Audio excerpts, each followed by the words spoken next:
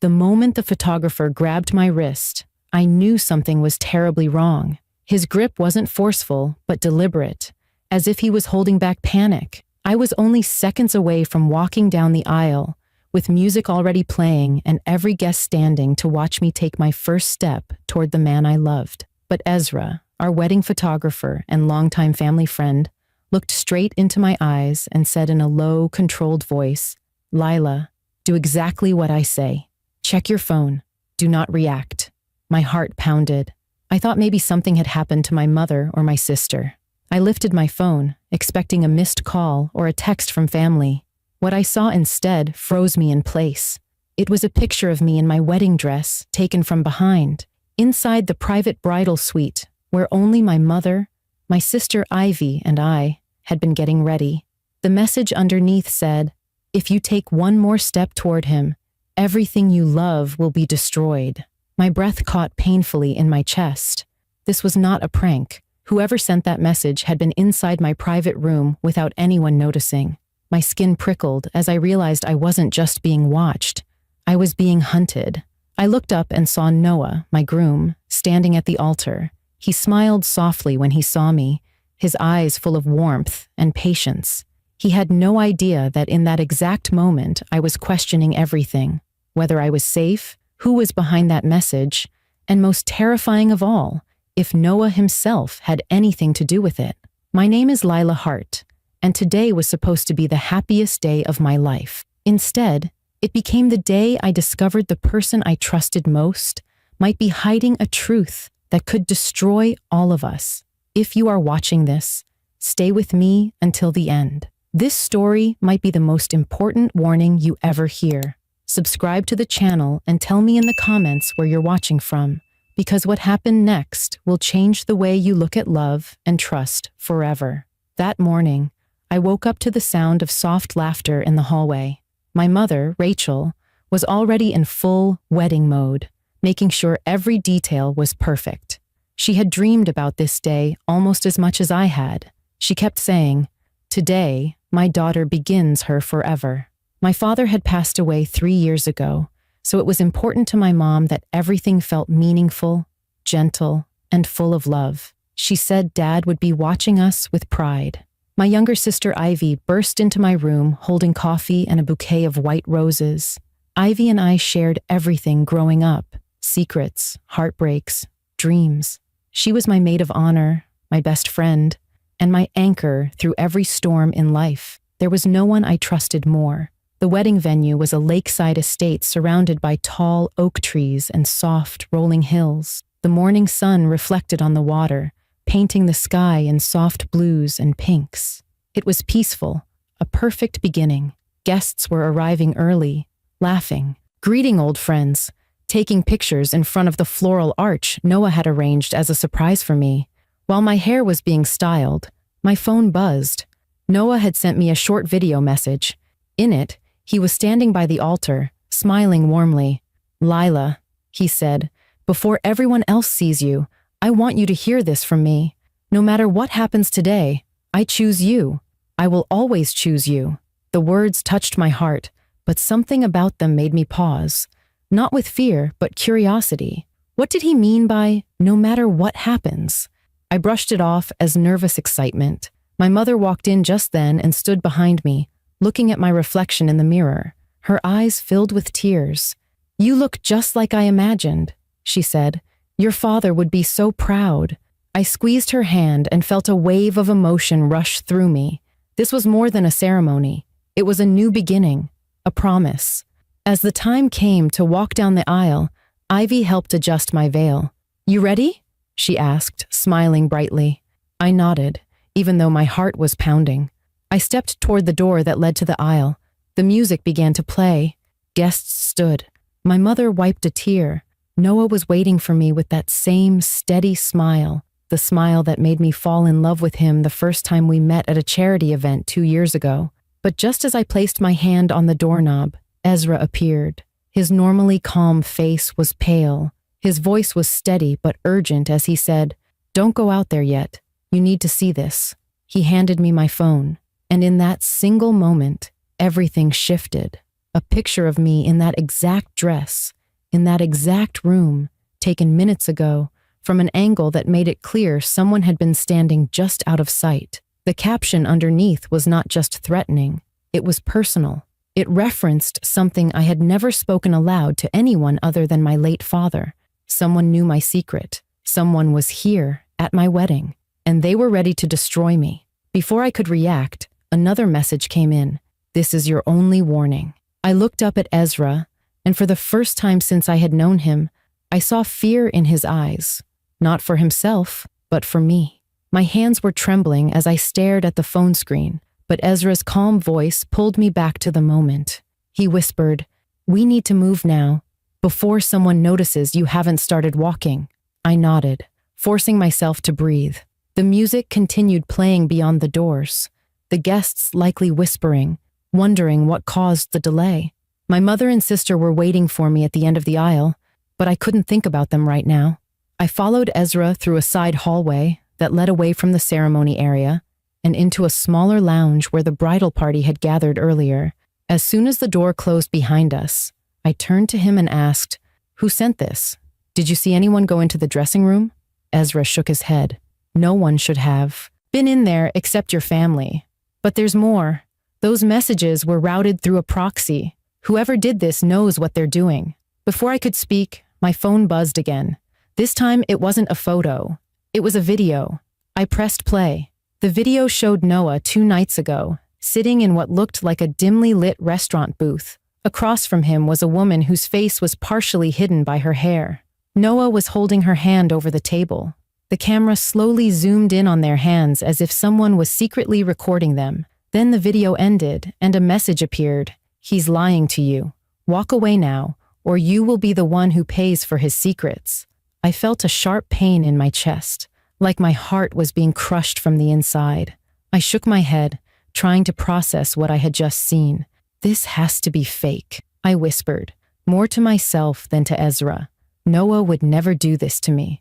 Not now. Not ever. But then another message appeared before I could even put my phone down. "Ask him about June 14th. My breath caught. June 14th was the date Noah had gone missing for a full day during our engagement. He had told me it was work-related, but he never gave me details. I believed him then. Now doubt crawled up my spine like ice. Ezra placed a hand on my shoulder. "Lila, you need to decide right now if we confront him privately or call this off. But whatever you do, you can't let whoever is sending these messages stay in control." Just then, the door opened. It was Ivy. She looked confused and worried. "Lila, why are you in here? Everyone is waiting. Mom is about to panic." I looked at my sister and handed her my phone. Her eyes widened as she read the messages and watched the video. She didn't speak for a long moment. Then she looked at me with a seriousness I had never seen in her face. "We need to find out who is doing this. It could be someone trying to break you and Noah apart, or it could be someone trying to protect you." I asked, "Protect me from what?" Ivy remained silent, but the fear in her eyes told me she had a theory she wasn't ready to say out loud. Before I could ask more, my mother entered the room. She was out of breath, her eyes red as though she had been crying. "Please tell me you're okay," she said, reaching for me. Ezra stepped back, allowing her in. I hesitated, unsure how much to reveal. But before I could answer, another message appeared on my phone. This one didn't show a photo or video. It was a sentence that made all the blood drain from my face. "If you tell your mother, she will be the first one to pay the price." I quickly turned the phone over so she wouldn't see it. My legs weakened and I grabbed the edge of the vanity for support. All at once, I realized this wasn't just about me and Noah. Whoever was behind this was willing to hurt the people I loved to force me into silence. A new thought began to rise like smoke in the back of my mind. Whoever this was knew something very personal about my past, something that connected me, my mother, and the date June 14th. I looked at my mother carefully. Her expression had changed. She was trying to appear calm, but there was a flicker of recognizably guarded fear in her eyes. Ivy noticed it too. The room felt smaller, the air heavier. I suddenly understood. This wasn't just about Noah's secrets. This was about mine. Secrets I thought were buried with my father. secrets my mother warned me to never speak of again. And now, on the day I was meant to start a new life, someone from the shadows was determined to drag those secrets into the light. My pulse thudded in my ears as I stared at my mother, trying to read the truth behind her carefully controlled expression. She reached out to steady me, but I stepped back, my hands trembling. "What are you not telling me?" I asked, my voice raw. For a moment, she stayed silent, glancing at Ivy as if silently asking for support. Finally, she lowered her voice. "Lila, whatever is happening, we need to get you away from here before it escalates. There are things you don't know, things that could put you in danger if they surfaced today." Her words only confirmed what I already feared. This wasn't just about Noah and the mysterious woman in the video. Everything was linked to something in my past, something my mother had kept hidden. Before I could respond, Ezra's phone buzzed.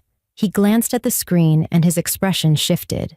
"They just accessed the venue's private Wi-Fi using a mirrored device," he said. "They're inside, and they're watching everything in real time." A chill ran through me. This wasn't someone threatening from a distance. This person was here, possibly among the guests, blending in as a friend or family member. Someone wanted to stop this wedding not out of jealousy or revenge, but because they were afraid of what would happen if I married Noah. And now, I needed to understand why. I clenched my phone and turned to my mother. "Is this about Dad?" Her eyes closed briefly, as if the truth itself caused physical pain. "The day your father had his heart attack," she whispered. "He received a message just like the one you received today." The ground beneath my feet seemed to tilt. My father's death had always felt sudden and unfair, but I had accepted it as a tragic part of life. Now, hearing this, it was as if his final moments were reaching forward to warn me. My mother continued, "He told me that if anything ever happened to him, I had to protect you at all costs. He said your future would be the key to exposing something bigger than us, something dangerous." She grabbed my hands tightly. "The people behind that message believe that if you marry Noah, you will gain access to something that could destroy them." My voice cracked with confusion and fear. "Access to what?" She looked me straight in the eye. "Your father hid information inside a trust that activates upon your legal marriage. Whoever controls that trust gains control over the evidence your father collected." My thoughts spun wildly. I walked toward the mirror, barely recognizing the bride staring back. I had thought this day was about love, commitment, and a promise of forever. Instead, I was standing at the center of a battle I never chose, holding a secret I didn't even know existed. Ezra stepped forward, his voice steady. "Lila, you need to decide. Do you go forward with this wedding and take control of whatever your father left behind, or do you call everything off to protect your family?" The choice was impossible. If I walked down that aisle, I would be walking into a storm with Noah at my side, not knowing if he was with me or hiding something from me. If I ran, I might save lives, but I might also lose the only chance to uncover the truth my father died protecting. Suddenly my phone buzzed again. This time it was a live photo. It wasn't of me. It was of Noah, standing alone inside a dim hallway of the venue, talking to someone whose face was obscured. Noah's expression wasn't one of anger or guilt. It was fear. Real, desperate fear. The caption underneath read, "He knows what today will unlock. He is not who you think he is." My heart twisted. The man I was about to marry wasn't just hiding something. He was terrified of it. I realized in that moment that Noah might not be the enemy. He might be another target in this game, and the only way to find out the truth was to stop being afraid and start acting. I looked at Ezra and Ivy. "I'm not walking away," I said firmly, "but I'm not walking down that aisle blind either. I need to confront Noah before anyone else does." My mother started to protest, but I held up my hand. If Dad fought to protect something with his life, then I won't run from it. Not today. A silent understanding passed between me and Ivy. She nodded and stepped forward. "We'll help you, but we need to move fast." Ezra checked the hallway before opening the door. As we stepped out, I felt the weight of my decision settle over me, not as fear, but as purpose. This wasn't just a wedding anymore.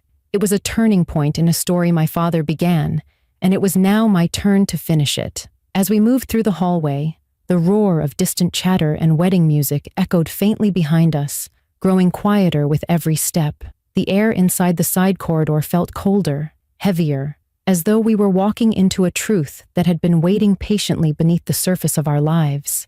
Ezra motioned us to stop as he spotted Noah standing near the back entrance of the venue, his head bowed, shoulders tense. The woman from the video was standing in the shadows beside him. For a heartbeat, my heart collapsed in my chest.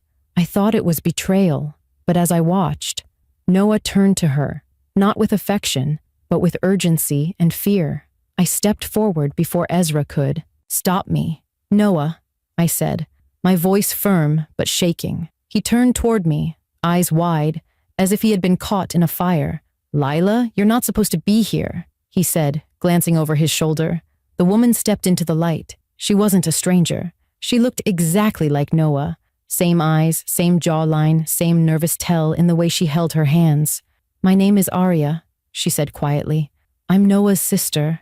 My mind reeled. Noah had told me he was an only child. Before I could react, my phone buzzed again. A new message flashed across the screen. He lied to protect himself. "Walk away now, or you will inherit his enemies." I looked up at Noah, my voice breaking. "Why didn't you tell me?" Noah ran a hand through his hair, his voice shaking as he finally spoke the truth. "Because Arya is in hiding. Because if anyone finds out we are related, they will use her to destroy everything." Arya stepped forward and handed me a small drive, identical to the one my mother said controlled my father's trust. "Your father and ours worked together," she said. "They uncovered a network of people who were selling private data, manipulating elections, and laundering billions through charities. When they tried to expose it, both of them were targeted. Your father died.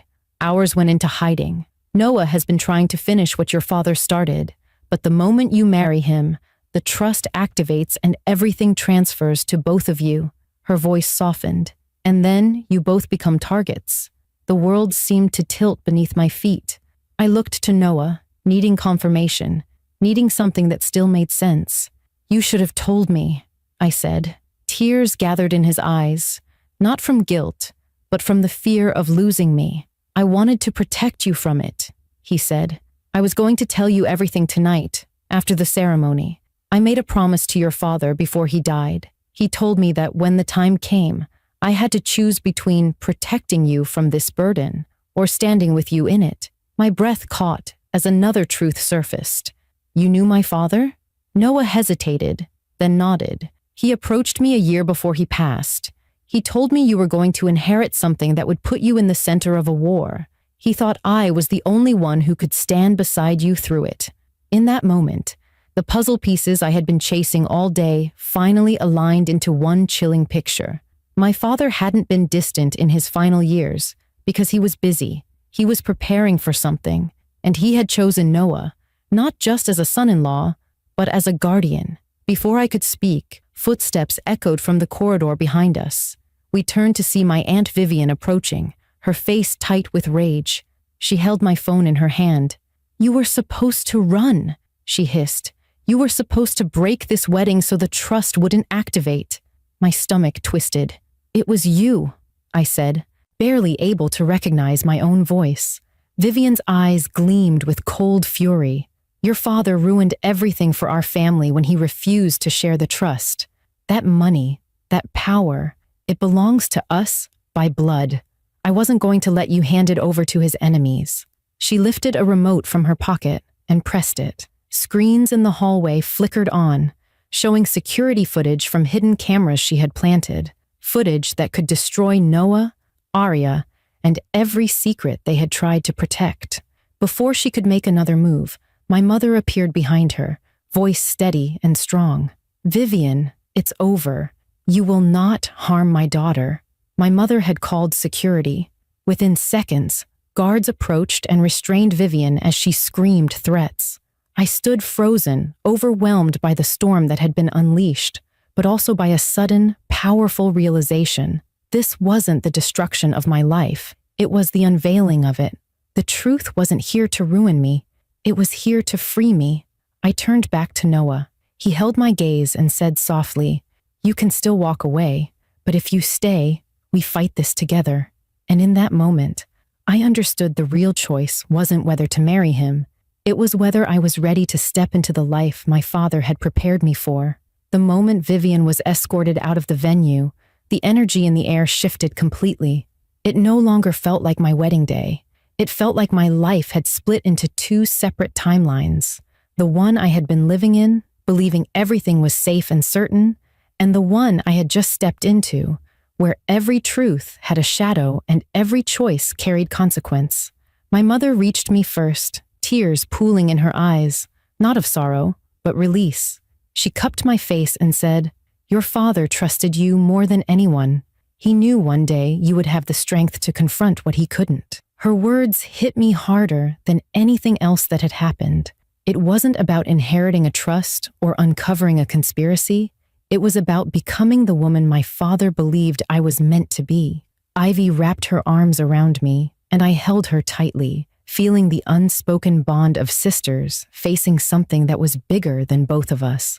Noah stood a few feet away, watching me with eyes full of uncertainty. Not fear of losing me, but fear of what I might choose now that I knew the truth. I walked toward him, every step feeling like a vow being written in real time. He didn't speak, didn't try to defend himself. He simply said, "Whatever happens next, I will stand with you. Not because of the trust, not because of what your father left behind, but because I love you, and because I would rather face a lifetime of danger with you than live in safety without you." Arya watched with quiet, hopeful eyes, as if my choice would determine not just my future, but hers too.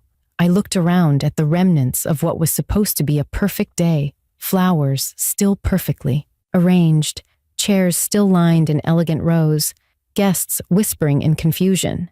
Everything still looked beautiful, but nothing was the same. The illusion was gone, and strangely, that gave me peace. I took Noah's hands in mine and said, "We won't continue the ceremony today, not because I'm walking away, but because the life we step into together can't begin with secrets. We begin with truth." A murmur rippled through the crowd as I turned to face everyone. For the first time in my life, I felt entirely in control of my future. I explained that the wedding was being postponed, not canceled. I told them I had made a discovery that would affect not only my family, but countless others. I promised that when we stood at that altar again, it would be with every truth in the open, every shadow exposed to light. Some guests were confused. Some were emotional, but many stood and applauded, not for drama, but for courage. My mother stood beside me. Ivy joined her. Noah and Arya stepped forward, and in that moment, I realized I was no longer a bride trying to protect her wedding day. I was a woman stepping fully into her purpose. Over the next weeks, everything changed. The trust my father created was activated legally, not by marriage, but by my choice to claim it directly as his heir. The files he had stored were released to legal authorities, exposing deep systems of corruption that had controlled networks of power for decades. Names that once seemed untouchable appeared in headlines across the country. Investigations were launched, arrests were made, assets were frozen, and while chaos filled the news, something extraordinary was happening under the surface. People were waking up. Communities were talking about transparency. Families were re-evaluating their priorities. It was as if a collective fog had lifted, and the world could finally see itself clearly. As for my family, healing began. My mother finally spoke openly about the fear she had carried for years after losing my father. Ivy moved in with me temporarily to help manage media attention. Arya remained under protective custody until the people who had targeted her were arrested. Her relationship with Noah, once defined by secrecy and danger, gradually became one of hope and rebuilding. And Noah and I, instead of rushing back into wedding planning, began attending counseling, not because we were broken, but because we wanted to build a marriage stronger than the forces that tried to tear it apart. We started walking by the lake every evening, discussing not wedding themes or flowers, but trust, legacy, and the meaning of choosing someone not just in joy, but in battle. The world did not magically become safe. The enemies my father warned us about did not disappear overnight. But something changed in me that day. I no longer viewed myself as a victim of circumstance or a bride whose day had been ruined. I saw myself as a guardian of truth, carrying forward the work my father began. My identity was no longer wrapped in silk and lace. It was forged in courage and choice. And when Noah eventually knelt before me again, not with a ring, but with a promise, I knew the life ahead of us, whatever it held, would be built on unshakable ground. If this story made you feel something, if it made you ask yourself what you would do in my place, make sure you subscribe and tell me in the comments where you're watching from, because your story matters too, and it might be the next one the world needs to hear.